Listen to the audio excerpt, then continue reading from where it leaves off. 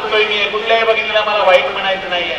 आपण जिजाऊंच्या लेखी असेल ना, जिजाऊंच्या लेखी सारखं आपण वागलं पाहिजे. त्या मुलींना मुद्दामून मला सांगायचं आहे की तुम्ही जिजाऊंच्या लेखी आहात, लक्षात घ्या. ज्या जिजाऊंना खऱ्या अर्थानं त्या पुण्यामध्ये राहिलाच गेल्या नाही, तर शिवबाला सांगितलं, शिवबा हे सगळं नकारात्मक वातावरण आपल्याला दूर करावं लागेल.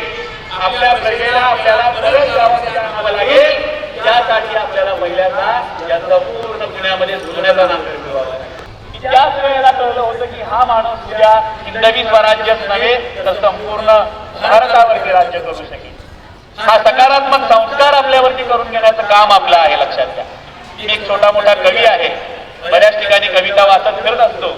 एक दोन कविता तुमच्या समोर ठेवणार आहे. मला माहिती आहे तुम्हाला खूप तुमच्या समोर बोलून उभा राहून एवढं बोलू शकतो, पण तुम्ही खूप सुंदर आहात, तुम्ही खूप ग्रेट आहात, तुम्ही खूप महान आहात, तुम्ही खूप चांगले विद्यार्थी आहात. येणाऱ्या 10वीच्या परीक्षेमध्ये तुमच्यातील बरेच विद्यार्थी 100% गुण मिळवणारे असतील, मी आत्ताच तुम्हाला सांगतो.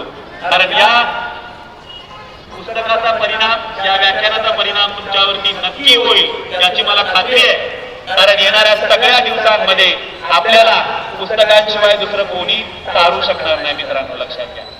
खूप सुंदर कविता आहे छत्रपती शिवरायांचा संदर्भ निघाला म्हणून ती कविता तुमच्या समोर ठेवते. कविता सर्वांनी ऐका, प्राणांचे कान करून ऐका.